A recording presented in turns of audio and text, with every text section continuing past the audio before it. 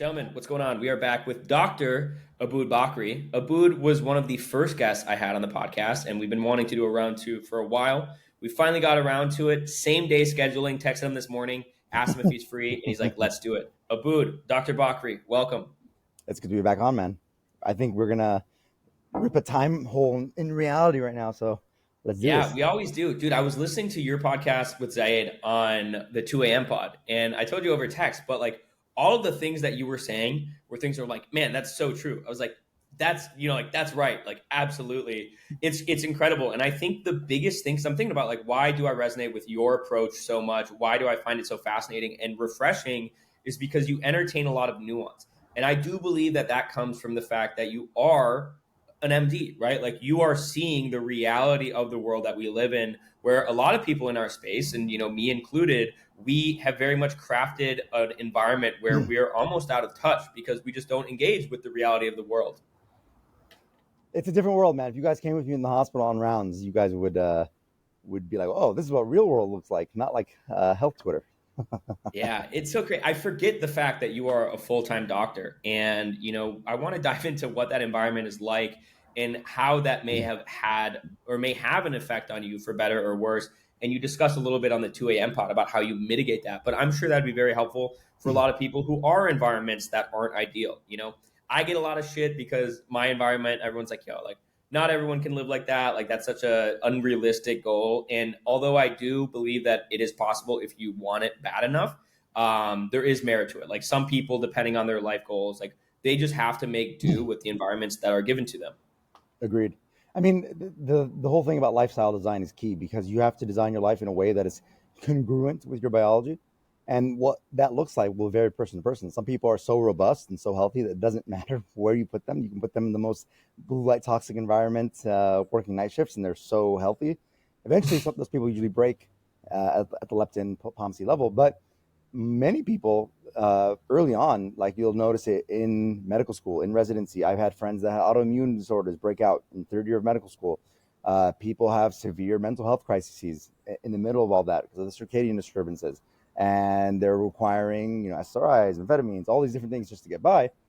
And you have to know who you are, how you function. You have to be very self-aware. I think that's where you are the forefront of discussing, like knowing what works for you specifically. Flaxseed oil or methylene blue or BPC 157 is the cure-all for everything. It doesn't mean it's going to be what works for your specific biology.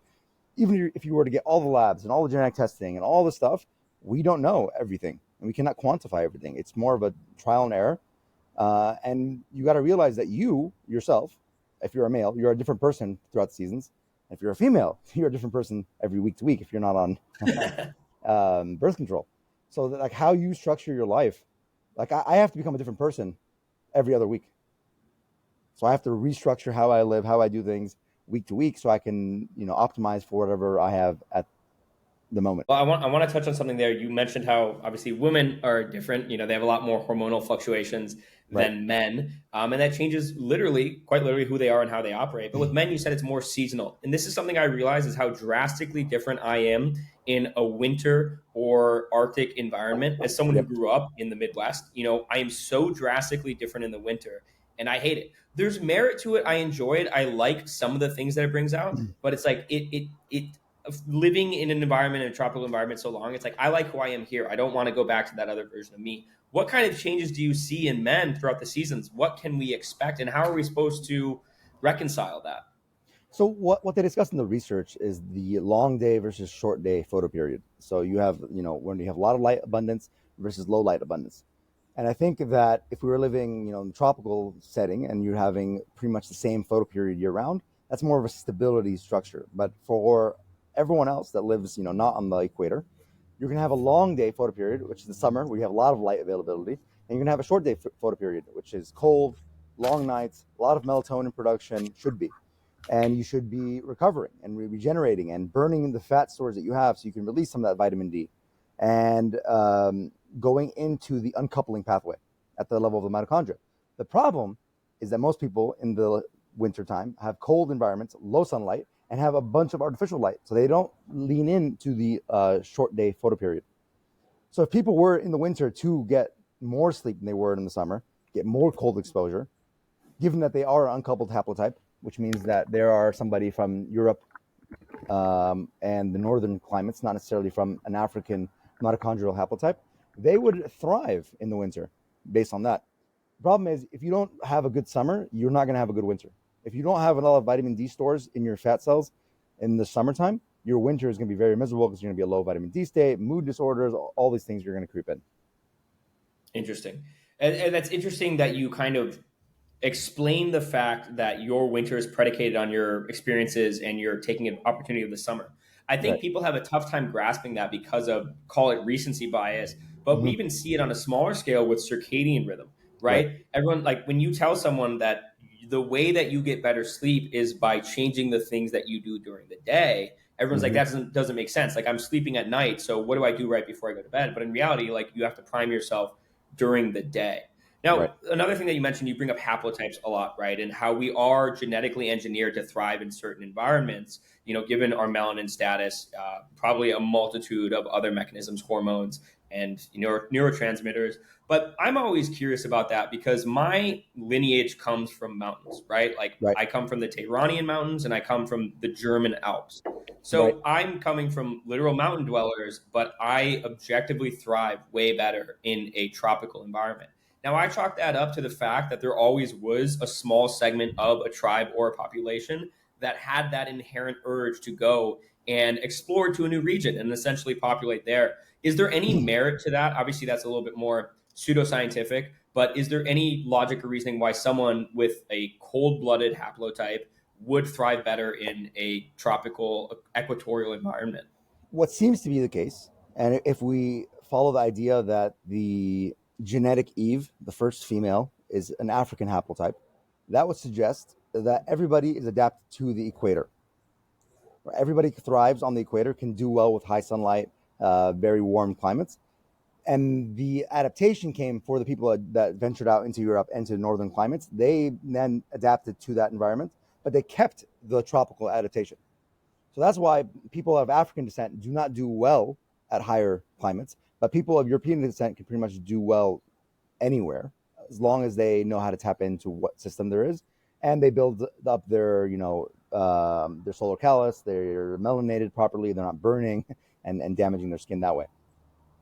Gotcha. That's super interesting. It's an adaptation, so you can always regress, right, and go Right. back to that more foundational, Right. I those mean, foundations. everyone's calibrated to light. Some people are calibrated to cold. That's why, like all my friends of African descent, they don't hate ice baths. Like very rarely will they want to jump in an ice bath. They're like, "What are you doing? This is horrible." Interesting. Because Yeah, their super. Okay. mitochondria don't leak energy. While someone from Europe, their mitochondria has to leak energy in the winter to allow them to heat up so they don't die in the winter. While someone in Africa has no need to leak Okay. energy out of their mitochondria. Very. Their mitochondria are so tightly coupled to maintain whatever food they eat and use that for fuel. Well, in a European setting, you have to upregulate UCP1, uncoupling protein 1 and 2 and 3, so that you can generate heat and survive the winter. Super interesting. And I see, that's something that I was interested in when it comes to body types as well. Because I've had guys come to me and they're like, man, no matter how hard I train, I still kind of just look flat, right? Right. Like I look flat, I carry a little bit more weight. I don't have those really large, round muscle bellies. And I'm like, well, what is your lineage? You're like, oh, I'm Serbian, right? Like, it's like, I'm from Eastern Europe. I'm from, Right. Mongolia. It's like, well, your ancestors adapted like their physiology to Right. survive in that cold environment. It would be very nonsensical for them to be dick skin lean, to have giant muscle bellies and really Right. long limbs with like really large muscle bellies because you just be dumping heat. And Exactly. that's a realization that people have to make. Like your body type, as hard as you may want to train, is very much predicated on the environmental circumstances of your ancestors, and you kind of got to deal with that. That's why like it's so interesting to see in fighters. Right? In fighters, they're all training the same style. And you look at Fedor Emelianenko and then Kevin Randleman, two Long completely arms. different builds. Yeah, long Yeah. arms. And like some dudes are just all torsos. Like the Exactly. more colder, like the more colder environments they come from, they're just all torso because they need to maintain that body heat. And the weird thing that's starting to happen, I'm starting to notice it as I study people, just by looking at them, is that when you have crossbreeding between different cultures, right? You find somebody that their mother might be a European haplotype, because that's where you get your mitochondria mostly from your mom, or almost exclusively from your mom. Yet your phenotype of your physiology is an African physiology. So you have Yeah. like these dichotomies, and you have to realize where your ancestors came from, what your physiology looks like, and then you adapt to that. Yeah, man, that's so interesting. I'm very fascinated in, for lack of a better term, crossbreeding, right? Yes, Taking these two otherwise disparate genetic right, pools and intermingling them and what impact that has on the individual, right? Like it convolutes it a lot, but it does give you innate benefits because you are taking two very drastically different like gene encodings, combining them and essentially creating, potentially a super specimen. Because like I come from very two disparate right, lineages, especially when it comes from the cultural standpoint, right? Like German versus Persian culture. Persians, very expressive. They wear their emotions on their sleeve. Germans, extremely uptight, extremely nuanced, neurotic, and modest. You combine those, and there's this weird cognitive dissonance. And I'm like, oh, like that would explain a lot of a lot of the duality there. But another great example is Eric. I don't know if you know Eric here, but he's oh, of like course, yeah, part Eastern Asian or like Southeast Asian, and then he's part like German and Irish. And the dude has the craziest build I've ever seen. He's got very small joints, very small, pretty much small joints, right? Like small neck, small waist, small elbows, but he's got massive muscle bellies, and it's like he looks like a World of Warcraft carrier, and I'm like, oh, it's because of your mixed genetics. yeah. He's a phenom. I'd be interested to see what his muscle genotype looks like. Is he? I would wonder if he has an MSTN mutation, a myostatin mutation as well. Yeah, you have a myostatin mutation as I well, do. don't you? I do Is one there copy. Yeah, is there any historical or evolutionary significance to that, or is that just a fluke mutation? It's more common in African genotype pools and less common in Europeans. And that makes sense. It goes back to the couple thing. So, like with the coupling of mitochondria, you are more likely to want to store muscle if you're an African, sub-Saharan African hunter-gatherer, tribal warrior than you would in the European climate. So it makes sense that since like 30% of my DNA comes from Africa, that I would have that mutation. And I think that's where it comes from that side of the lineage. Is that Northern Well, African? Northern African, yes, and some sub-Saharan African. I mean, dude, I have Mongolian in me because I can tell. the last I can see Mongol, you on horseback. because the last Mongol defeat in the Middle East was about 30 miles from where my parents were born. So like when I did the 23andMe, it's like, oh, you have some Mongolian. I'm like, what the heck is this? So like, I'm That is very mixed. So it's very interesting. Even though like technically, like my parents lived in Jerusalem, the greater Jerusalem area, and they have very similar upbringings. But the mixture that went through that as different Alexander the Great comes through, and Julius Caesar, and then you get the Khans coming through, and all these things, you get such an interesting gene pool. Yeah, the Holy Land was really the original melting pot. It is, yeah, It really was. And I'm really curious with Middle Eastern culture as well, because back in the day, right, in like the 1400s or, even like, the era of Jesus, a lot of the world was kind of caught up with these, feudalist wars yep, and fighting each other over ideals and stuff. And a lot of these pockets in the Middle East were focusing on expansive discoveries in academia, right? The right. sciences, astrology, mathematics. And it's really fascinating to me. I see a lot of people with Middle Eastern descent. They tend to err on the side of, I don't know if I'd call it intellectualism or academia. Do you think is that strictly a cultural thing, or, does our genetic heritage have an effect on our proclivities and interests from an intellectual standpoint? It definitely does have a effect.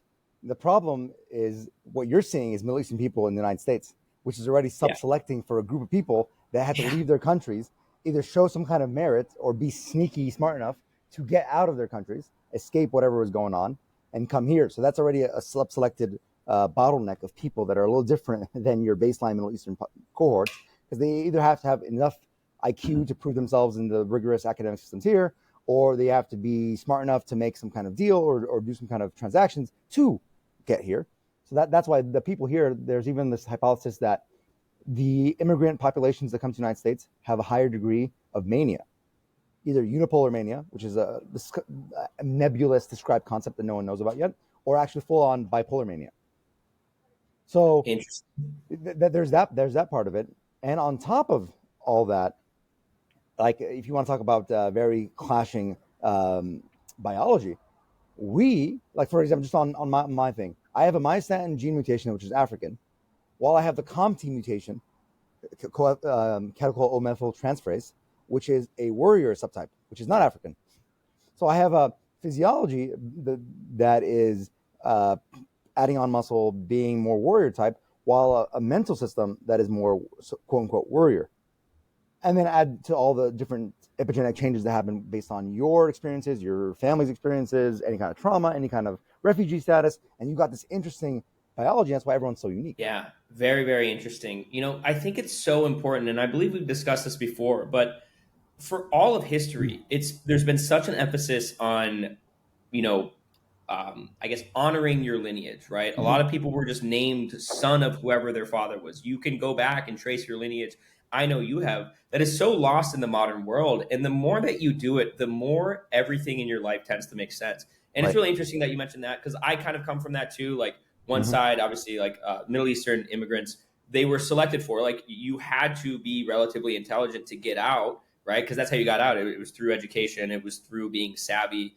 And then the other side, like I go back on my German lineage, and I just see all of my ancestors, just, military men. They were all fighting. Grandpa was a boxer in the military. Great grandpa was just an absolute knuckle dragger. And I very much have both of those. And it's such a weird duality, but it helps make sense of who you are. Very, very interesting.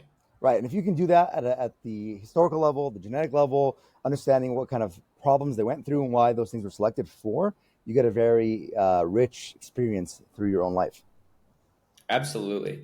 So, going back to talking about myostatin, something that you did a really good job at bringing to light in the Twitter space was this new follistatin gene therapy. And I'm actually having Farbuid on tomorrow, a fellow Persian, one of the first 200 people to get the follistatin gene therapy. Wow. And within a matter of days, he has noted incredible improvements in a number of markers: libido, energy, fat loss, just vitality. I'm curious, what implications, first and foremost, do you think this has for health in general, healthcare in general, but also for, I guess, what would you call it? Enhancement, like biological enhancement? And then also, what risks do you see with something as invasive as gene therapy? Let's unpack that.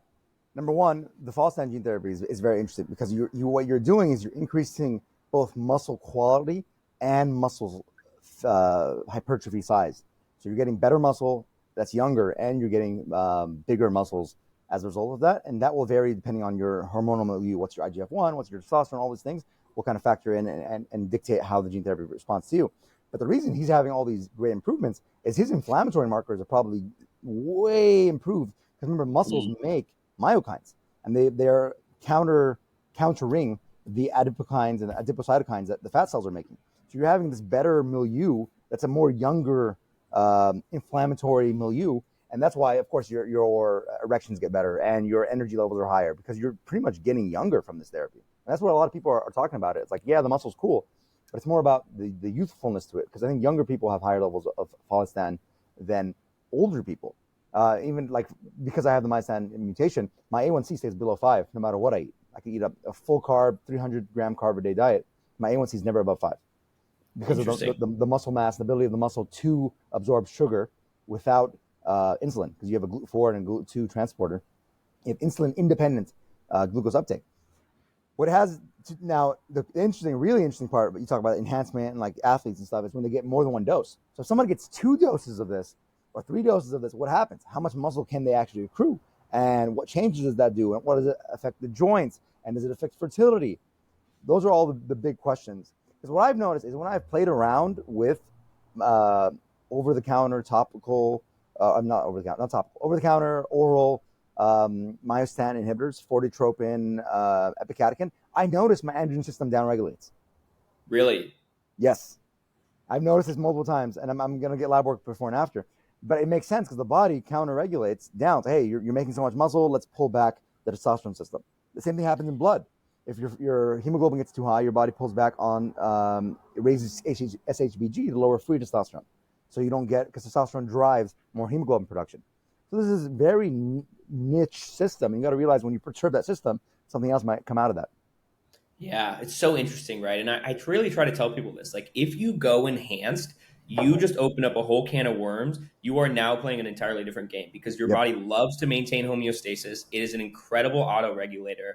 But this is something where this just opens up an entirely new playing field Right. because the issue with anabolic steroids, I was watching a video on androgen receptor downregulation. A Yeah. lot of people think, like they'll take TRT and then they'll realize that the TRT gets less effective. Not less Right. effective from like an overall, like their libido doesn't go down or anything like that. Not from an androgenic standpoint, but from an anabolic standpoint.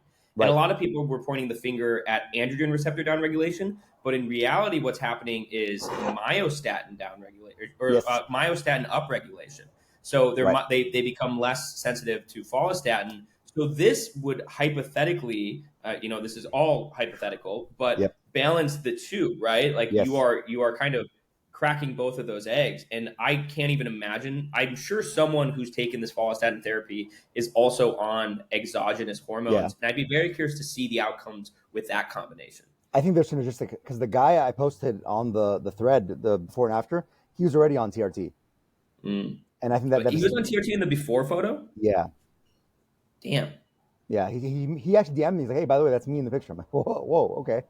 And he's like, "Yeah, I was already on TRT. I was already like training and everything, and this just opened up a new gateway for me." Well, I noticed that Wow. someone like Dave Asprey, he doesn't really change that much. Like his physiology hasn't changed much with the follistatin gene therapy, or Brian Johnson, whoever it is, they haven't really changed that much. Now, the guy, the Dr. Adil Khan, he said he's going to have testosterone gene therapy coming. Now, that's going to be interesting because if they're able to like genetically upregulate kisspeptin or GnRH or LH, whatever pathway they choose, now we're talking because now you're going to have natural upregulation of testosterone synthesis throughout the HPG axis. Yeah, man, that'll be really interesting. Dave Asprey is a really interesting one. He gets a lot of hate, and a lot of it's justifiable, right? Because he's kind of out there.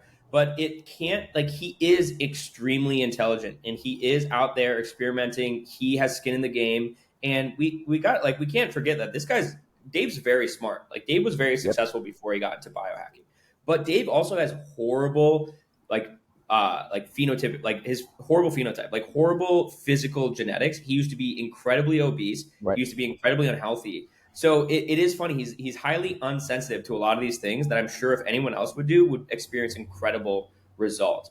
Right. I guess the question here is like, how does that happen? Like why is it, and this is actually more important, why is it that the stereotypical nerd has like so many, I guess, like what they make up or what they were blessed with from an intellectual standpoint, they were cursed with from a physical standpoint, right? They almost always have like a recessed chin. They almost always have just like, like low androgen physiognomy, almost always have Yep. nearsightedness or wearing glasses, have a really hard time building muscle. Why is it that we almost always see that dichotomy of like Did I lose the you? meathead, guy with room temperature IQ and then the hyper intellect that, can barely do a bodyweight squat?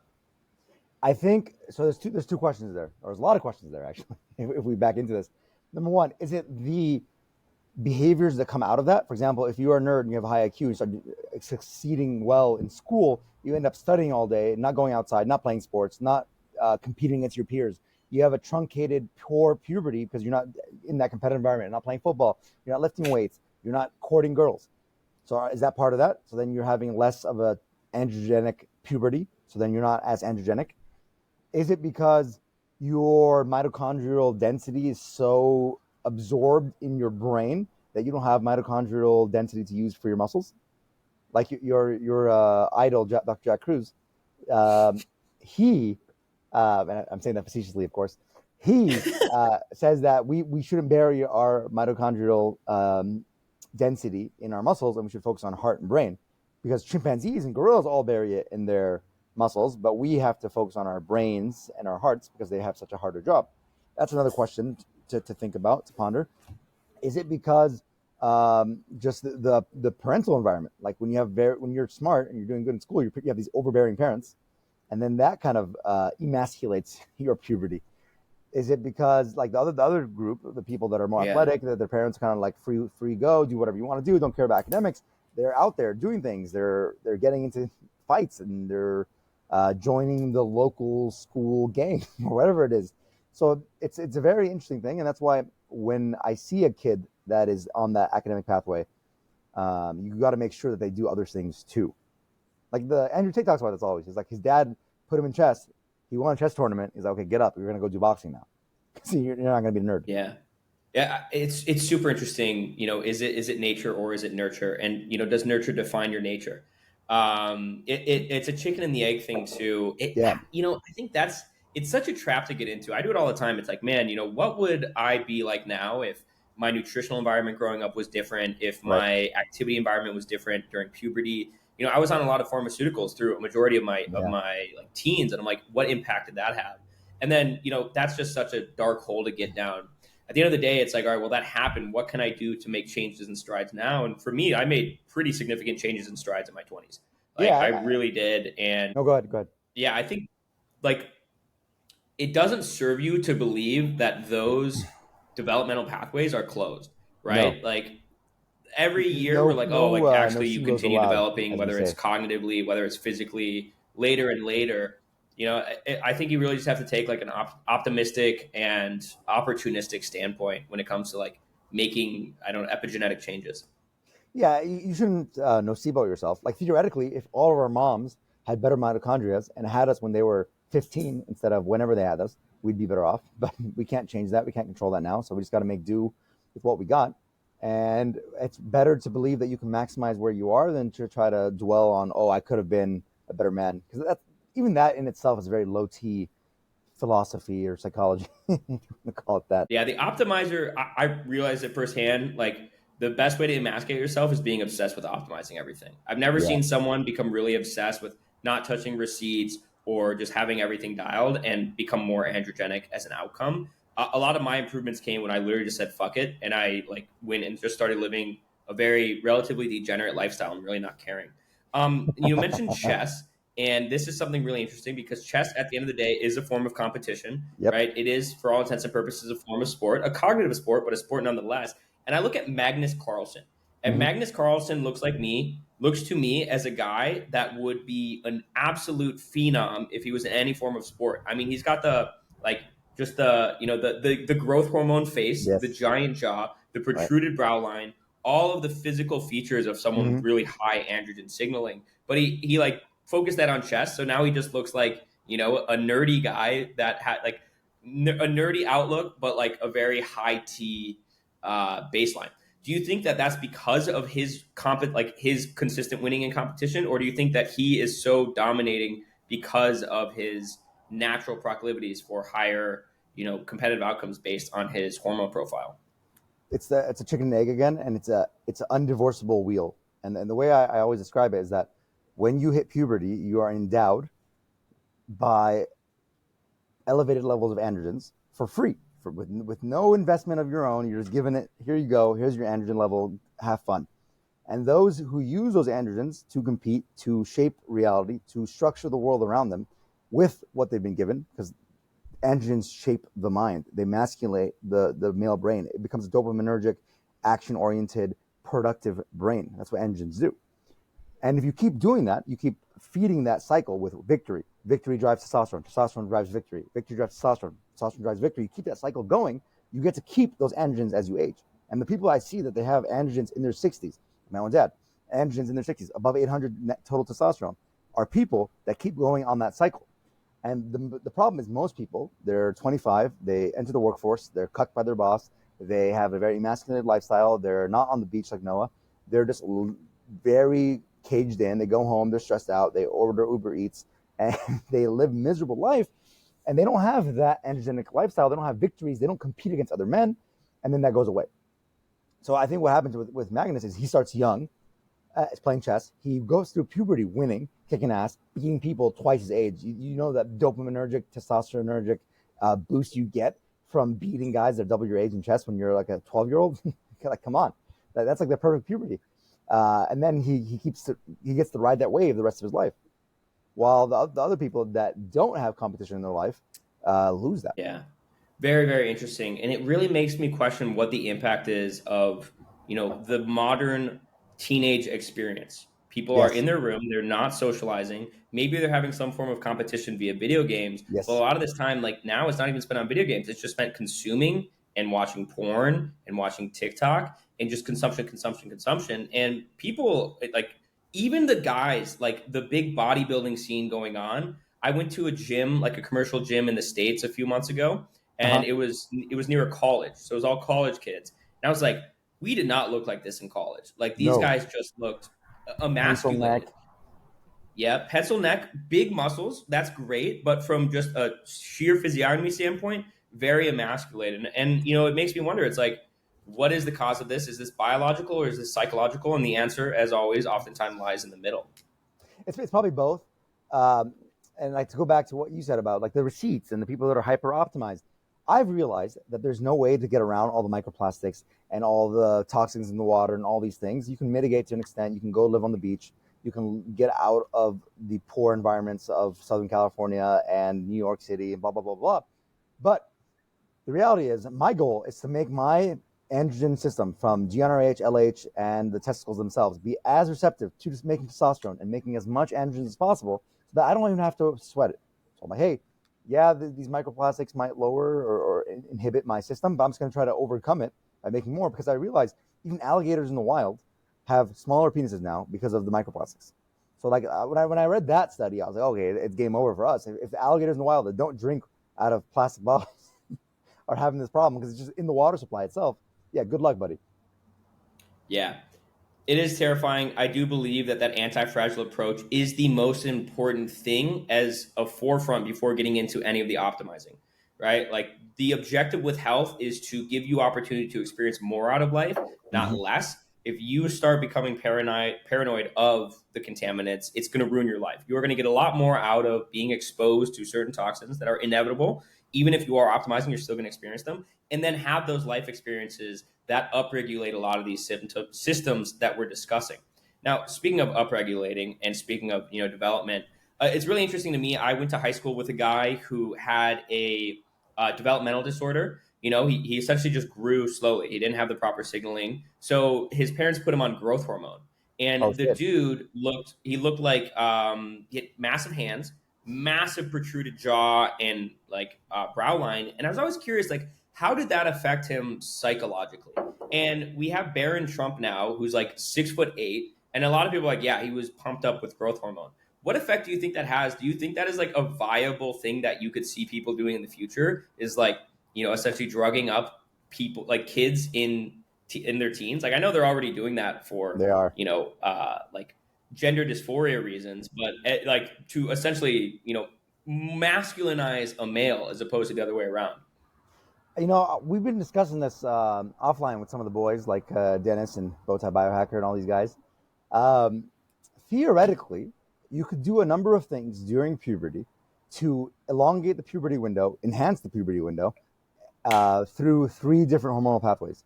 Number one, you could block estrogen to increase the time that your growth plates have until they close. So you have less estrogen because estrogen closes the growth plate. Once the growth plate closes, you're pretty much done for height, unless you go get some kind of surgery to enhance your tibia fibia length. I think it's tibias that they're doing it on, which is horrible. You could then, while blocking the estrogen, take superphysiological levels of growth hormone or MK677 or ipamorelin, tesamorelin, all the different peptides. Now you're blocking the estrogen, you're increasing the growth hormone, you're increasing the length of time that you can grow. And some people now are taking exogenous DHT on top of all that to further masculinize their brain and enhance penile size and enhance the androgenization of their brain.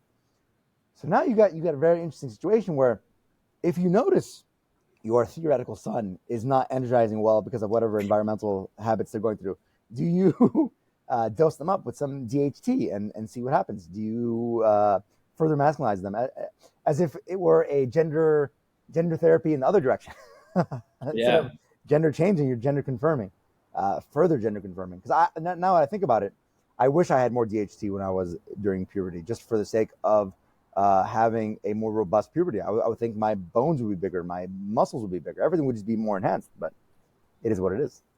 It is what it is. I think about it all the time. Yeah, if my primary care provider didn't treat me like a little science experiment, I'd probably be like 7 feet tall. I'd be massive. I'd be Dwayne the Rock Johnson. I'd be the Persian Dwayne the Rock Johnson. But what do you think? Like, is there like in this incredible new landscape of gene editing and Yes. really, essentially taking our biology to our own hands, would there ever be a potential for us to induce a secondary puberty to reopen those growth plates? And I'm sure with those come a lot of contraindications, but do you even see that on the forefront?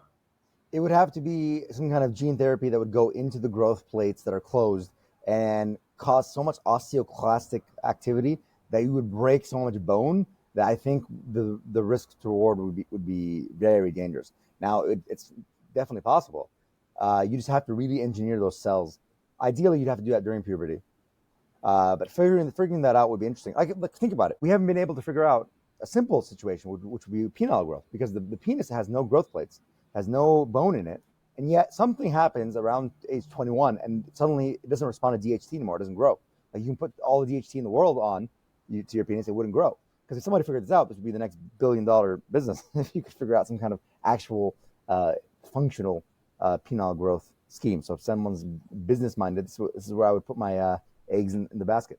But we are playing with too many systems, and the problem with biology is there's so much redundancy, which is effective for making our biology efficient, but also dangerous for side effects. That's why a lot of the drugs we have, they have side effects in weird tissues that you wouldn't expect to have side effects for, because there's so much redundancy with the same pathways and the same enzymes and hormones and peptides. Yeah, that is a reality, and everyone needs to be really clear on that. It's very rare and nearly impossible that any compound or substance is going to act on just one mechanism, Yes. right? Like I bring it up all the time, but Rogaine, the most common hair loss treatment, was originally used as like a heart palpitation medication, and they started giving it to Pressure, patients. They started growing hair in the palm of their hands. Like, oh, we already got the patent. Let's repurpose this and put it on balding men's scalps. Yeah, moving on. I want to talk about your environment and how you adapt and maintain like pretty good health in a highly intensive, high stress, highly unnatural environment. Because there's a lot of people out there that are probably in similar situations. If anything, you're probably on like the upper level limit. I mean, I can't imagine many professions that are more stressful than your experiences, especially in residency. So, first of all, what does your day to day look like? Like, what does your environment look like? Maybe explain in residency, and then what it's like now. Yeah, residency is called residency because you actually had to live in the hospital before. Like, you were a resident in the hospital and you were expected to be there 24/7, be available for patients. Nowadays, they've become more friendly and they make us do only 80 hours a week. As you can imagine, that's like 2 full-time jobs stacked on together. Sometimes we're doing 28-hour calls every fourth day. So every fourth day, you're sleeping in the hospital. And by sleep, I mean you get a 20-minute nap and you're on the hospital wards the whole time. Some residency programs, you are operating for 36 hours straight. You're in the OR. You're taking trauma calls. You're working really hard. You're stretching your limits. You're going on very minimal sleep. You still have other social life obligations to attend to. But you are stretched thin. You are hyper caffeinated to try to get through everything. And it's a very high stress environment, like, because everything you do, everything you say, number one, could kill or harm somebody, and number two, you can get sued for it too. So there's that additional stress for those kind of things. And then if you do the wrong thing, you get chewed out by your superiors, and your superiors at residency programs tend to be assholes, and that in itself lowers your testosterone levels because you are lower on the social hierarchy. So it's a very, very high stress environment from the moment you walk in to the moment you leave. Even after you leave, sometimes you're getting paged and messages by nurses saying like, "Hey, XYZ happened. This patient, this happened. What should we do?" That's during residency. You're doing like average from 60 to 80 hours a week for 3 to 7 years, depending on what specialty you're in, and you're getting beat up. And that's why most people, if you look at them before and after residency, they've aged quite a bit from just those pictures. If you're able to use biohacking and know your physiology and know biology, you can now thrive to the maximal extent that residency would allow you to thrive. It's not going to be tropical anabolism by any extent. I noticed my health, all my numbers took a hit during residency. But you have to learn how to cope, learn how to use circadian health to your advantage to shift your rhythms. You have to use exogenous compounds to upregulate dopamine or downregulate dopamine, or sleep better, or keep your gains in the gym to the maximal effect. Use nutritional habits to mitigate those things. On top of that, the hospital is full of junk food, man. The hospital food is junk. The nurses are always having potlucks. They're bringing junk. There's always donuts for some reason in the hospital. It's a very poor environment. Nowadays, I'm working 7 days on, 7 days off. So right now I'm on the tail end of my 7 off. when I'm 7 on, I'm on from 6 a.m. to 6 p.m. I don't do night shifts anymore, although night shifts would allow me to make more money. I'm not going to trade money for health. That's a red line for me. Um, so I'm on for 12 hours a day, 7 days straight. You're pretty much getting paged from 6:01 till 6:01 a.m. till 5:59 p.m. And you're getting hammered paged about this patient and that patient, and this is happening, and this patient needs this. Oh, this patient's blood pressure is dropping. What should you do? And it's a very high stakes environment. And there's like a social hierarchy in the hospital too, which makes it very high schoolish. Like it's like high school all over again. There's cliques. There's oh, did you see him? Did you see her? Did you do this? It's very interesting. But you're under blue light all day. You're under high stress. You're eating junk food. You're constantly being interrupted. So you're not having a constant flow of good focus. So it's very scattered brained in that sense. So very unoptimal environment. It sounds like it. And I think there's this idea, what doesn't kill you makes you stronger, which does have merit. And it's something I've been trying to reenact in my life as well, because I was living a lifestyle that was relatively not nearly to the level of what you were doing, but I was spending a lot of time behind the computer, a lot of time inside, working like pretty extensive hours, Right. and it gave me a lot of like personal development, right? Just dealing with hardship, but it Sure. also like tanked my health quite a bit. And then I went all the way to the other end, like didn't use an alarm for like a year and a half, right? Like really did not do much and was super chill. But I lost a lot of those traits that I gained. So now I'm trying to regain that middle period. I'm trying to get comfortable with operating when I'm not at 100%. Like, even today, I did not get a lot of sleep last night. I didn't really want to do much today, but I'm like, I'm going to make myself do it instead, like, just Yes. because. Where do you think that balance is? Do you think that with even all the pro aging effects of all that stress, the wear and tear from a psychological standpoint, are there benefits to like inducing that level of chaos in your life? I definitely think so, as long as the psychology, and this will harken back to our first conversation over a year ago, as long as the psychology is concomitant with a tough masculine mind. Because if you're a Hmm. male and you lean into stress, you can achieve great things, and at the tail end of that, you get rewarded for what stress you lean into. But if you have a very complaining, very negative outlook on life, you're always bitching and moaning about X, Y, and Z. Like what allowed me to thrive in residency is I would not bitch and moan. I would just get through residency. I would do my work. It'd be 28-hour shifts. I would be on rhodiola and caffeine extended release and all these different substances to allow me to have energy. People are like, hey, how are you so energetic? You've been awake for 24 hours. Well, I lean into my biology. I realize I'm going to be here anyway, so I might as well maximize what I'm doing. And that allowed me to thrive in residency, and it gave me skill sets where now I know I can pull a 120-hour work week. Like even on my weeks off, I don't chill and sit down. I actually grind out. Like this morning, I was already starting to do my tasks. I started talking to you about Tangat Ali. I was like, you know what? Let's rip a pod. So there's always a lot to achieve there.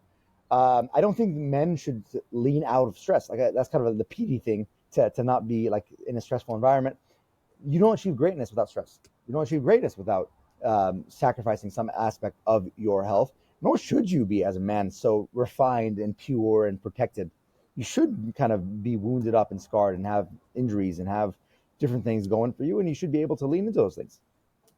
I couldn't agree more, and that's the biggest issue. I adapt a lot of stuff from Ray Pete. I think that his work is incredible, but this modern Pete movement, I think first and foremost, it attracts someone that didn't like stress in the first place, that wasn't able to perform in a high stress environment. They weren't very Right. competitive to begin with, and then they're doing all of these procedures and protocols that, in my opinion, were developed for women. Like Ray Pete's work Agreed. was primarily on female health, right? Agreed. So now they're all just a bunch of complainers that sit behind a computer and they lash out at people that are doing anything competitive. I was talking to one of my friends who's kind of adjacent in that space, and he was like posting like a link to like an affiliate, and he like made this big story about like like you don't have to do it. Like he was very they're very shy about doing anything that's achieving something, right? Creating things or trying to win. And he's like, yeah, like this space just really doesn't like that. I'm like fuck them. It's like a crab in a bucket thing, and it's so true. I realized it too, and I want to talk about this, but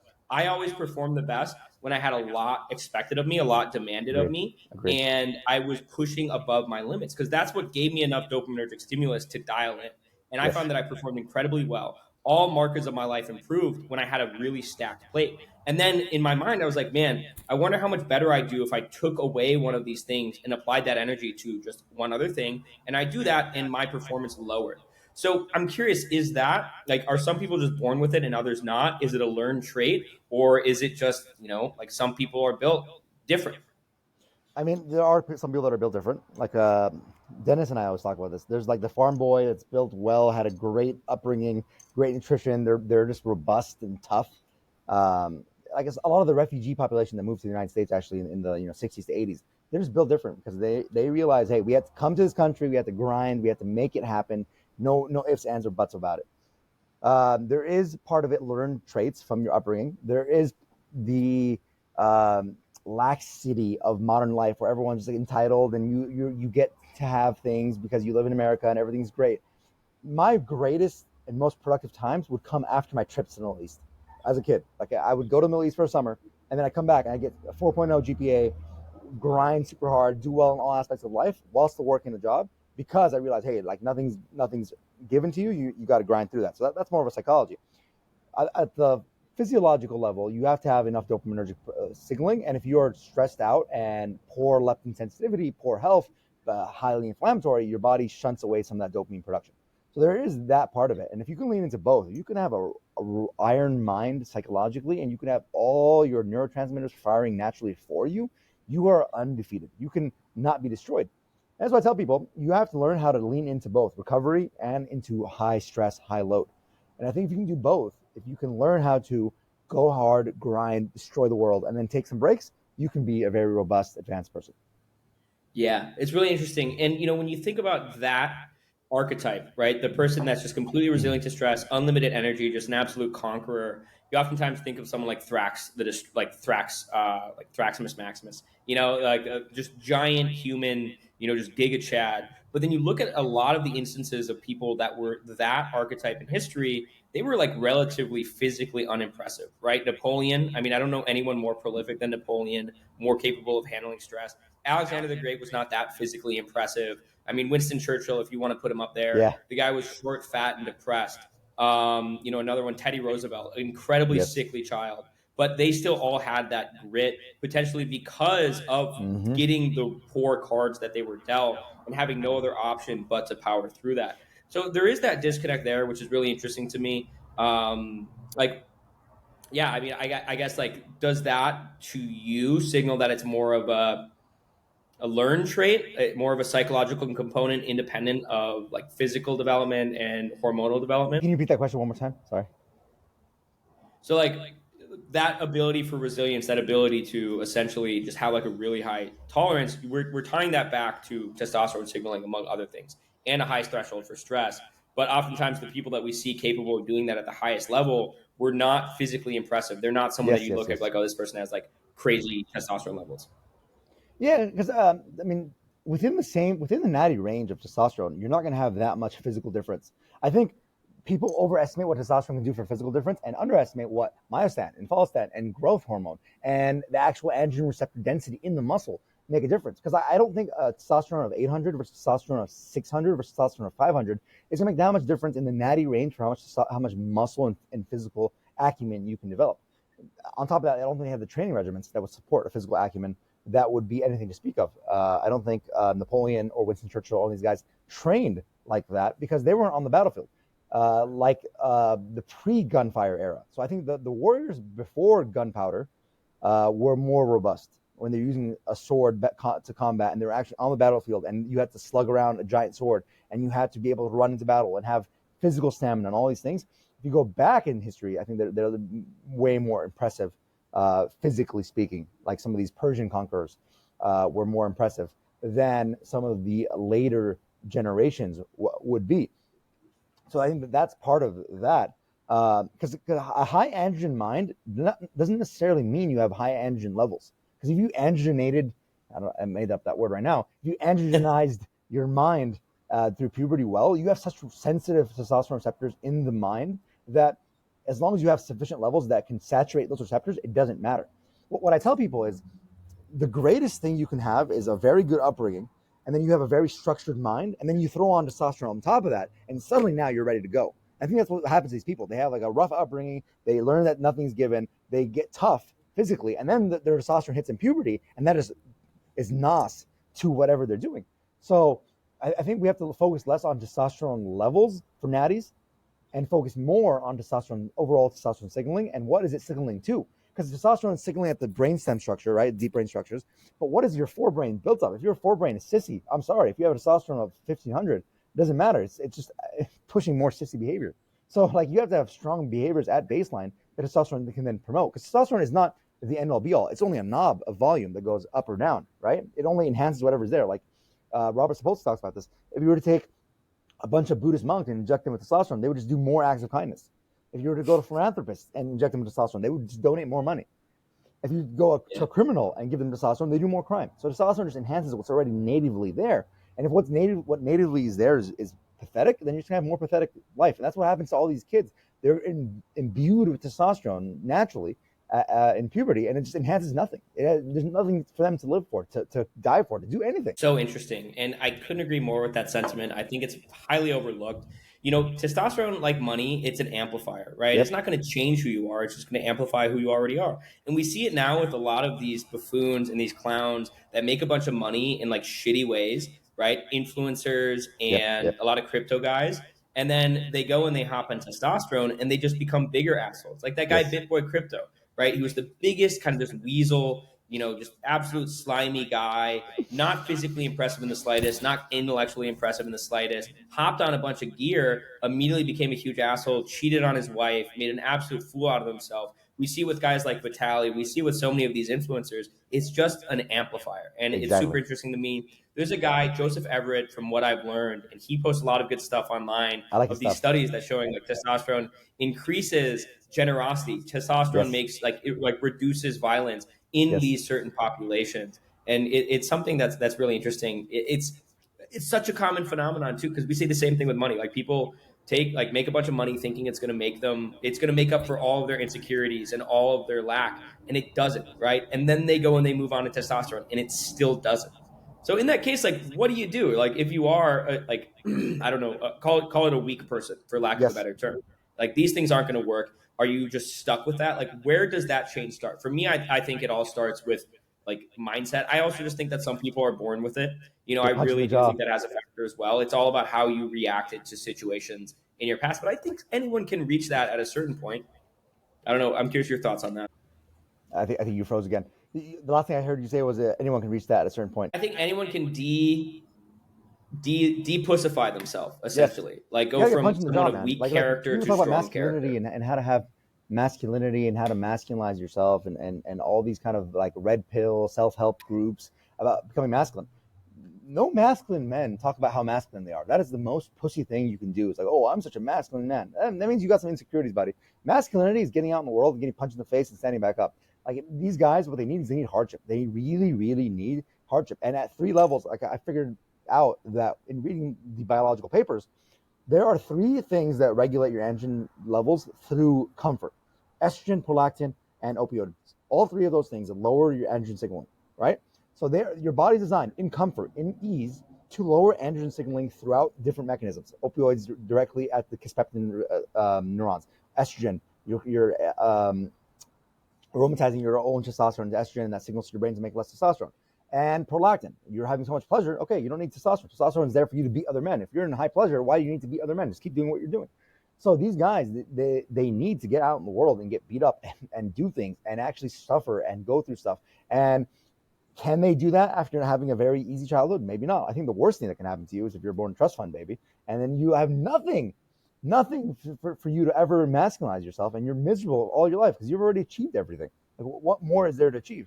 That's why the pipeline you mentioned is make a lot of money, jump on gear, do psychedelics, come back and just do the same thing over and over again. They make some kind of fake meaning that I'm changing the world. Well, I tell guys, like 2 guys came up to me in the gym yesterday and they're asking me advice on stuff. And they're like, yeah, should I read this influencer or that influencer? I'm like, buddy, forget the influencers. You got to go out in the world and say, I want to make the world a better place. I'm like, no, you don't. What you want to do is make yourself a better person. Because if you're a better person, everything around you gets better. If you're a good, upstanding, righteous person that's doing the right things, influencing people in the right way, you just improved your microenvironment. If everybody did that, then the whole world would get better. But all these people pontificate about making the world a better place and saving society, but that's all bullshit. And that's why it comes with masculine development. There has to become some kind of masculine pathway for you to develop. We miss that nowadays because we don't have masculine tribes. We don't have army service. We don't have those men groups that allow you to have that development. System is competitive, just like, almost like, toxically aggressive. And like they really beat that down. Yeah, like toxically masculine, as they Yeah. call it. And they really beat that out of you in college. Like they make you feel bad about it. They make you feel like a piece of shit. And then they're like, no, like you need to go to therapy. Like you need to go. And then you go to a therapist, and then they imbue all of these ideas into you that you need to be more in touch with your feelings, right? It's not all about competition. And I did that, right? Because I don't think therapists are bad objectively. It's nice to have someone to just talk to that you can, like, because like paper is more patient than people, but nothing beats taking ideas out of your own head and expressing them, because that crystallizes them. It makes them real and it makes them objective. But like, yeah, I think everything is against the modern man to embrace their nature, and that's why everyone's lonely, everyone's depressed, and everyone's looking for an easy out, and then they're misled by all of these really dumb red pill movements that make no sense and they don't really contribute. I think everyone has their assumptions, but why is it that this, like, it's being pushed so hard to essentially demasculinize and emasculate, an entire generation? Yeah, because the masculine is dangerous. The masculine is not controllable. The masculine is very unpredictable. You have all these things, and it's not good for business. Because you got to remember, the capitalistic system is based on consumptive processes. What happened is the British Empire had so much textile they were producing, and they realized, hey, we have no one to consume our textiles. People would just wear the same clothes every other day and wash their clothes and then put it on again. A very low consumptive environment. And notice, those people ended up ruling the whole world. That very low consumptive society, very productive, the early Brits, they ended up conquering the whole world essentially. But they needed markets to consume their things. So they started going around and creating the concept of fashion and style and consumption. And then you have this society that is now focused on consumption, which is great for female thriving. Females can thrive so well in a hyper-consumptive society, and in history. Whenever there's been a hyper-consumptive society, the females end up running the show. If it's not the king, it's the king's mom or the king's wife, or whoever it is, ends up running the show while the king's a drunkard who's just sleeping around. So this society is, number one, not ideal for masculine development. Number two, it's structured to beat the masculine out of you, because you, as a masculine, do not fit into the circle-shaped peg as a square. So they want to beat that out of you and de-sharpen you. They want to make you into a circle and just fit you into this peg so you can just flow with society, work your job, fund the system, and keep things going. But if you want to opt out of that, oh, shame on you. You're a toxic man. You're not actually a good person. It's like, no, I literally am wired to be competitive, and to be healthy, the more competitive acts I engage in. So you're telling me I shouldn't be competitive, and therefore I should emasculate myself and be less healthy as a result. And then you wonder why men are having heart attacks in their 50s. Yeah. It comes back to consumerism, in my opinion. The best thing that I ever did was embracing minimalism, removing my attachment to things, because that is oftentimes one of those things that people grasp onto to fill that void, that lack of purpose, that lack of identity, and that lack of self sufficiency. Like getting rid of all of your shit and, doing some semblance of minimalism, living out of a suitcase, just not purchasing stuff is the most empowering thing you can do. I mean, where I live, I don't really have area, like the nearest shopping mall is probably like an hour and a half away. Oh, yeah. The nearest supermarket's like 50 minutes away. I've never gone the entirety of the time that I've lived here. I don't buy anything. I go back to the States and I immediately have this abundance of Amazon. I can get anything I want in the world in 2 days. And it doesn't feel good. It feels overbearing. It's like going from eating natural, real food 24/7 to going and having the hyper processed, scientifically derived combinations of fat and sugar that they have in most consumer packaged goods. It feels unnatural once you get the real thing. I do think that it does, a lot of it comes down to consumerism. And we want to talk about health. Everybody wants a biological explanation. A lot of it's more of these psychological components. And there's a reason that they are downplaying this self-sufficiency and this self-autonomy, because consumerism breeds dependence, and dependence potentiates consumerism. And if you think about it, it's biologically rooted, because if you are a young man that lived 1,000 years ago and you're in a tribe and you're living with your village, whatever it is, and you're comfortable, your testosterone levels don't need to be that high. Then you leave your village to go on campaign, to go fight the neighboring village, or to go invade and get resources, whatever it may be. You leave your village, you lose fat along the way, so you have less aromatase activity. You are less comfortable, so you have less opioid signaling. You have less pleasure because you're not with your spouse or the other females. So you have less prolactin. Your body's like, hey, we're in a tough environment. We need to make more testosterone now so we can go out and do these things. So then you go out, your testosterone is raging when you get to the battlefield. You succeed theoretically, and now your testosterone rages further. You come back as a victor, as a champion. You get to live in your village again. You get to have your choice of all the finest ladies and the finest foods and all these things from your success. Now your body's like, hey, estrogen goes higher, prolactin goes higher, opioid signaling goes higher. No need to have high testosterone, bro. You're chilling out. You're back at home. Let's lower testosterone levels. Let's let you chill out and come back to a baseline. So when people tell me how to raise my testosterone, I tell them, why does your testosterone need to be high in the first place for what you are doing? Like, what about your lifestyle has high T? You're a radiologist that works in the hospital in front of a computer all day. What about that is high testosterone? And you're not going to take a supplement to raise that. That's very consumptive at its root. So what are you doing that requires you to have testosterone? Are you like I've noticed this? My erectile quality gets better when I do jiu-jitsu. Like my morning wood. When I succeed in jiu-jitsu, the next morning I have, even if I sleep less, I have the hardest rating erections. It's all about competing against other men, and that aspect is just missing in society. It really is. And I was going to ask you, what do you think are the best things that men can do to induce that need for androgen signaling? And for me, it's fighting, right? It's fighting. Agreed. It's like living in a more feral environment, for a lack of a better term. That has been Yes. the best thing I've done. And I was talking to this with Lucas the other day. I was talking about this, where you wouldn't take a nootropic to sit down and do nothing, right? Yes. You wouldn't enhance your cognitive function to not Yes. utilize it. Why are you taking testosterone boosting supplements to do things that don't require testosterone? Nope. And the most important thing here, and we've discussed it a lot, is that it is a positive feedback loop, right? You start winning in jujitsu, your desire to compete and your desire to fight increases. As that desire to fight increases, your competitive nature increases and you win more. So you need to get on the bandwagon. Maybe utilize these tools to get that gear going, but Yes. you need to reinforce it with actions and behaviors. Is there anything else in conjunction with fighting, which in my opinion is the best option, that you found is a useful thing that people and men in particular can incorporate to bring out some of that testosterone signaling and production? Do any kind of environment where you're competing at equal level men. If it's a lower level men, you're beating the shit out of them, whether in chess or debate or in verbal fluency or any kind of thing. You don't get that kick because your brain recognizes that you should have won anyways. It's all about perceived outcome, not actual outcome. It's equal level men, whether you're going and you're shooting skeets or you're playing chess or you're debating or you're lifting weights. Like even at the gym, I realized when we would go and we'd all test our squat maxes, that was a very androgenic, pro-androgenic signaling environment. So it's all about having a group of men that you can compete against, that you can compare results against in a calm, collective, friendly environment, but still have some level of competition. The problem is you don't have that anymore. It's very cut off. You're in your own little cell. And I bet you if you ran the study, like if you beat the computer in chess at an equal level versus beating a friend that had the same skill level as that computer, you'd have a higher androgen signaling response from beating the human being because it actually meant something to you. It's all about the meaning we attach to these things.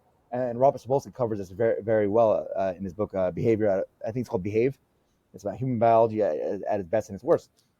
So it's any kind of competitive event. Jiu-jitsu and Muay Thai and all these things are great because not only are you competing, you're doing the physical aspect of it, so you're losing some of that body fat. You're getting beat up, so you're lowering opioid signaling. Like I don't shy away from pain. I think pain is actually an important part of testosterone boosting. Like naltrexone, if you took naltrexone, you would boost testosterone, and so does pain. Like, because if you're in pain, that means like, hey, I'm getting injured. I need to get back and fight. So like all these subtle psychological cues tell your brainstem to behave differently. So we need to tap into that. We need to have that back into our lives, and you cannot just live a very typical cuck lifestyle. And that's why the whole book is called Fight Club. It's about masculinity, but it's called Fight Club. Like the book is all about the two guys who the narrator is a complete cuck and he has no masculine drive at all, while Tyler Durden is the masculine version of himself, and he has all the masculine traits. He produces soap out of the fat of rich people. He beats up people for fun. He leads a tribe of men, of like-minded guys. While other guys going to IKEA, he's buying all the furniture, similar to your Amazon example from earlier. He's can't sleep, he's depressed, and he's in therapy groups. Like the dichotomy there tells you everything you need to know about masculine development. Yeah, I love that movie. That movie is so perfect. And my favorite quote is "The things you own end up owning you." I Yes. post that Yes. like once a month, and it's so true. It's interesting. I haven't looked at it from that lens where like that is the masculine underlying essence of an individual. But yeah, that's huge. The camaraderie aspect is really important here as well. Being in a group of men that are all competing against one another. It's like I'll have my friends come and we'll live in a house together. And I live a pretty independent lifestyle. But when I'm in that environment, we're all friends. I want to compete. I want to compete with all of them. It doesn't matter what we're doing. You have to find ways to induce competition into your life, regardless of what it is. Every time I go to the gym, no matter what gym I'm in, I always find someone, and I don't not like them, but it's like I'm gonna lift extra hard because you are probably the closest like equivalent that I have here, and like I want to be stronger than you. Yes, And if yes, you don't have that, you need to induce it in one way or the other. I know there's always an environment where you can find someone to compete with, right? Like yes, there's always someone on Twitter yes, where it's like I don't not like you, but I want to beat you. And in work, is there a is there a peer that you have that you're friendly with, but it's like, hey, let's have a little friendly competition here. That does absolute numbers. It really is. It's something that they want to downplay, right? They want to give yep, participation trophies. They want to yep. remove competition entirely, which is absolutely ridiculous and nonsensical. Go back to any part in history. Look at what the kids were doing. They were fighting each other. They were racing each other. What did we do at recess when we were kids? We wanted to see who was the fastest, right? If Yes, they would have let us, we would have been wrestling. exactly. And that's what we have to tap into. Like Vance was telling me that when he came down to Mexico with you, you're always trying to compete. I'm like, yeah, that's my boy, dude. That's what's up. You have to be able to lean into these things, and they beat it out of you. They just don't want you having it, and it's so frustrating because the good part is as we fight back against this, we're actually boosting our own testosterone levels as we're fighting the system. So it's a very funny, ironic loop because we are talking about this, we're making content about this, we're out there in the forefront discussing the importance of these things. But society is just broken for men, and the whole movie predicted all these things happening, and now it's just on blast thanks to social media. Social media has only exacerbated this whole situation, and to the point where the narrator in the movie has no name. We don't know his name. He's just the narrator because he's so emasculated. He doesn't even get a name. He's just some bitch. So like you leave him be, and you don't care about him. While a real man, to leave a legacy, to have a name, to be Alexander, to be Caesar, to be whoever it is, you must lean into these things and suffer and grind and do things. So like there's a whole psychogenic hypogonadism that's going on, and that's affecting people's lives. And I notice it, dude. I'm sure you've noticed this as you walk through, especially when you come back to the States. Look at who girls are dating nowadays.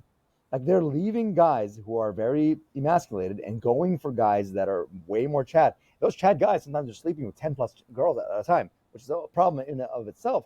But the girls aren't interested in these kind of emasculated men. They know at a base that these guys aren't worthwhile. So the selective pressures of females even is further exacerbating this whole thing. Yeah. Baseline biology always shines through. Doesn't matter how much, societal conditioning there is. Like our primal natural instincts will always express themselves and bubble up to the surface. I mean, it's just so true. It's funny that you bring up Vance. Everyone knows Vance here. He's a professional fighter. I'm like, I Yes. know Vance can beat the shit out of me, but I don't care. I am not going to let him beat the shit out of me. And we'd come home after going out and we would we'd be poking jabs at each other. I'd always rile him up. And then we go and we'd fight for like 40 minutes in the living room. And that's the best feeling ever of not giving up. Most people would give up. Most people would submit. And I think that's the Yes. worst thing you can do. I'd rather get the shit beat out of me than submit. And I'm not like, I was small as a kid and I grew up in an environment where everyone was really large. I was in Minnesota. Everyone's Scandinavian. They're 6'4" by the age of 15. So a lot of people that were in my position, they capitulated and they focused on things that didn't require physical grit. But I think regardless of where you're starting, regardless of your circumstance, you can essentially understand your biology and your psychology to a level where you can find ways to compete and find ways to win, both physically and mentally from a competition standpoint. Yeah, and I think you could create a test for this for a man. I just thought about this on the spot. Is if you injected them with a high dose of L-carnitine, and you noticed what the man wanted to do that next day, you would see what their baseline androgenicity is like. Because if you inject them with L-carnitine and they're not looking to either beat the shit out of other guys or acquire as many females as possible or work as hard as possible, they are a broken man. They have a lot of psychological work that needs to be done. Because I don't know if you've tested out. If you inject somebody with L-carnitine, they are suddenly hyperandrogenic, which shows you that it's not necessarily about the testosterone level. It is the androgen receptor and how the brain is built around the androgenicity that matters the most. And it seems that men, they only let that go once they've psychologically given up. And once they psychologically give up, they no longer have that charm to them. They no longer have that edge, and they become this very meh, boring individual, especially as they age. But guys that keep it, I've seen guys in their 70s that keep this going. They're sharp, they're witty, they'll go to the gym, they're doing all these things, and those guys maintain their level of masculinity and their natural androgen levels. So the androgen levels, for me, are more of a representative of what's going on underneath the hood than actual goal in and of themselves. Unless you're going out of that natty range. Out of the natty range, you want to maximize the amount of androgens you have so you can grow the muscles. Because we have to separate the androgenic components of testosterone and the anabolic components of testosterone, because they have different functions, although they are overlapping. Mm-hmm. Yeah, I notice it for sure. I mean, I've never taken injectable L-carnitine, but I take oral L-carnitine, and I'm a hyper responder. Same. Same thing with Tonkat LE. We talk about that. Like Yes. I've been taking a low dose of Tonkat LE, and I'm just like hyper manic and hyper aggressive. And it's good. Like I'm just like really go getter, but it's almost overbearing. Same thing with L-carnitine. It's absolutely ridiculous. And I think you brought up a good point. I remember you like writing about this, but essentially like if one guy were to retain, like I forget the way that you worded it, but essentially like one guy retains, abstains from sex or whatever, and he becomes like hyper goal oriented, hyper aggressive, like hyper androgenic, and then another person who may have already been beaten down retains, and they reclude even more. And that idea of like the environment that like breaks rocks, hardens diamonds, or something like that. Like yes. the similar environment will have two different, like drastically different impacts on two different people depending on maybe their baseline and their mindset going into it. Arnold Schwarzenegger attributes a lot of his success to his hard upbringing. Arnold Schwarzenegger's brother killed himself and attributed it to that same upbringing. Wow.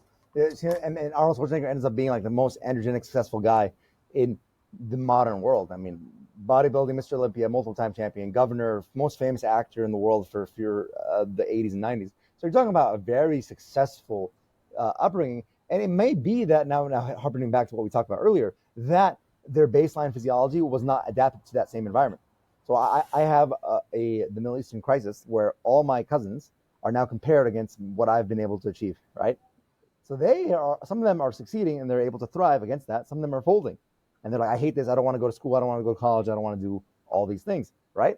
So it's a gift and a curse. And I think now getting into being the nurturer, the mentor, the guide, the father, the coach, you have to see what the person in front of you is and then tailor what you do to them based on that.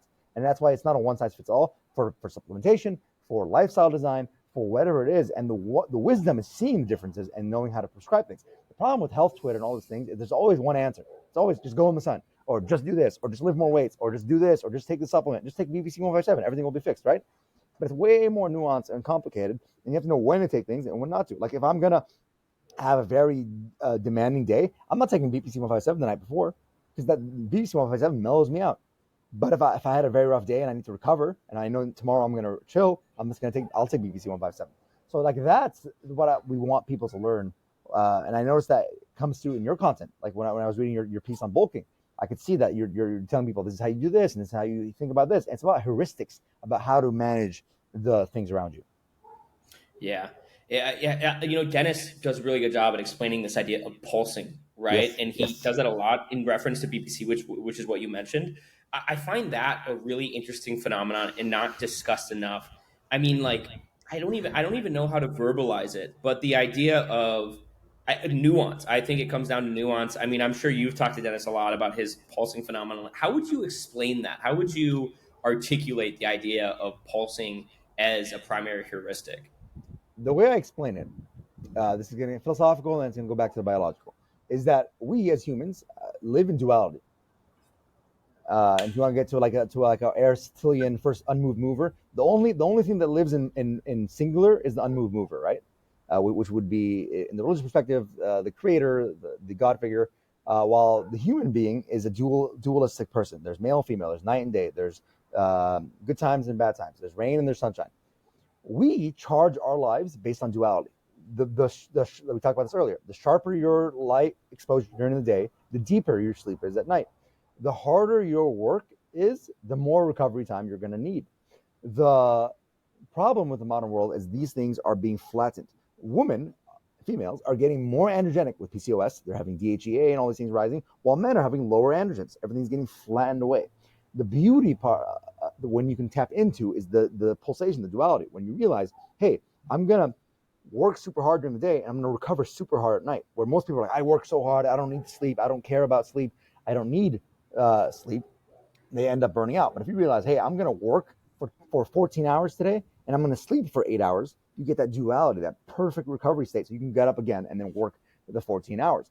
So the pulsation is about doing things for certain amounts of times and then moving on to another thing that is appropriate for that time. So there's a time and place for everything. You don't want high dopamine levels at night. You want high dopamine levels during the day while you're going out and doing things. So you have to realize that there's daily pulsations, there's weekly pulsations, there's seasonal pulsations, there's all these different things that happen. And once you can tap into that, now you can become the best version of yourself. Yeah, no, that's a perfect way of putting it. And it is a societal push to be more mellowed out. And I think a big thing here is also just to be consistent. And I bring it back to the hunter-farmer hypothesis. Yes. Look at the activities of a hunter, right? Sprint super hard, work super hard, get the kill, and then rest, recover, Yes. eat with your tribe, and then get ready for the next one, right? When it comes to a farmer, you need to show up every single day, regardless of what the season is. You need to go through the cycle, show up 8 hours a day, and we're being pushed to be more of the farmer. Ethos, right? Yes. Because that's more consistent, that's more congruent with the industrial society that we live in. But our true nature is of that sprint and rest format, of that, that tribal hunter environment that we evolved in for the drastic majority of human existence. Yeah, and it's about the optimization of the masculine mind. Do you want to be more a lion, or do you want to be more a vegetarian animal, whatever that may be, where that just eats all day, like lion versus monkey, let's call it. So the monkey just eats all day, and they're eating some kind of plant produce all day, while the lion just goes for the kill, and then they get to chill afterwards. So that's what you want to optimize for, and you realize that, and then now you can really tap into things. Like I tell this story always. Outside of Las Vegas in Henderson, they have the lion enclosure where they train the lions for the shows. And I went to go visit this lion enclosure, and they had the top lion, giant mane, black beard. The blackness in the beard signifies higher testosterone levels. This lion refuses to mate with any female lion they put in front of him. They thought he was gay. They put a male lion in front of him. He still wouldn't mount. This guy refuses to mate at all. And I'm like, I asked the trainer, I'm like, why is that? What's going on? He's like, we checked his hormones, we checked all these things. He's healthy. He just doesn't want to mate. And if you look at it, I kept watching that lion the whole time. He came up to the fence, very pathetic as he walked over. He got up. The trainer threw him a piece of meat, and he ate it. It was very emasculated. And the lion behaved that way in the rest of his life because he was so caged in. He was unable to go for the hunt, unable to be unchained. He was refusing to engage in intercourse with a female lion, which shows you that the modern society, the modern environment, where you are in your job, you're in your cubicle, you're stuck all day, you get no competitive nature to you. There's no sprinting. There's nothing to that nature. No wonder all these guys have erectile dysfunction. They have no desire, no libido, nothing, because their life is so flat. So we have to realize that we are more like the lion and less like the chimp when it comes to this, and we have to tailor our lives to that. That's so interesting. It's oftentimes looked as a sign of weakness when you respond badly to a poor environment. Everyone's like, oh, like you're kind of a pussy because you don't like living in cities. Like cities are too much for you. Like, yeah, cry a sob story. But you can't put a great white shark in an aquarium. You physically can't. They just can't do it. That alpha animal is incompatible with that artificial environment. But you can put a cockroach in literally any environment and it'll do just fine. Does that make the cockroach stronger, better than the shark? Probably not. So, that's something that I realize. I think that's been a really big driving factor in my life. Like, if I'm in an artificial environment, if I'm in an environment that's not suited for me, I get depressed immediately, right? Most people, when they get depressed, they say, oh, it's not the cage, it's me, right? And, there's that quote where it's like, if a fish is sick, if an aquarium is dirty, you wouldn't drug the fish, you'd clean the aquarium, Exactly. You'd clean the tank. And, I think we're just approaching it from that wrong standpoint. We're trying to treat the animal when we're not addressing the environment. Like that lion is objectively, the king of the jungle, that one in particular, but it is completely robbed of everything that makes it. That lion doesn't make it any weaker. It just makes it an environmental mismatch. Yeah, you clean the fish tank with methylene blue. That's what you do, and you solve all your problems. But real talk though, the problem is what people don't realize is once you study neurobiology and you understand your brainstem as a subconscious calculator of your environment. It's constantly taking environmental cues and trying to figure out what to do. Should I make more cortisol? Should I make more testosterone? Should I do this? Should I do that? Then you realize how important environmental design is, because it is constantly calculating and seeing where you are. Are you in the top of the hierarchy? Are you low in the hierarchy? Is your nutrient status low? Is your nutrient status high? Should we increase appetite? Should we decrease appetite? All these things are happening subconsciously at the level of the brainstem. You realize how important the environment is, and it's not like, oh, you pussy, just power through it. Yeah, to a level you could just brute force it and get through, but the reality is that there's more to it, and you can only undo so much damage before you're expending so much resources on that. So I have to spend a lot of resources, time-wise, to undo what the hospital does for me. If I would thrive more if I was just living a very different lifestyle. But for example, I do all my work out here in the backyard and get sunlight during that time. I review my patient charts outside the hospital on my computer before going inside, just to kind of maximize that. I go for walks throughout the day. If I have any calls with a nurse or a patient's family, instead of doing it at my desk in the hospital, I do it outside. I go for an outdoor walk. Small things like that, just to undo what has happened from my environment. Yeah, I think you do a really good job with that. You did a good job at explaining that in your podcast on the 2 a.m. pod. And that's what we have to do in this modern world. If you want to compete in these modern games, right, the modern corporate structure, or really just like the modern, society, you need modern solutions, right? Modern problems require modern solutions. Yes. I always say that. You need to understand things from a mechanistic level, have some cognitive flexibility to be able to apply these tactics to your life. But Abood, we should probably wrap this up. This has been going Definitely, for a bro. while. I appreciate you coming on as always. We should definitely do another part soon. Like I said, Definitely. I want to get the Bio Bros 2.0 going. We I'm got a ready, bunch of brother. really good minds out here and so many interesting things to talk about. Definitely, brother. Good talking to you always. I think we had a lot of gems here, and we'll hit you on the next time. Awesome. Thanks, Abood. Take it easy, man.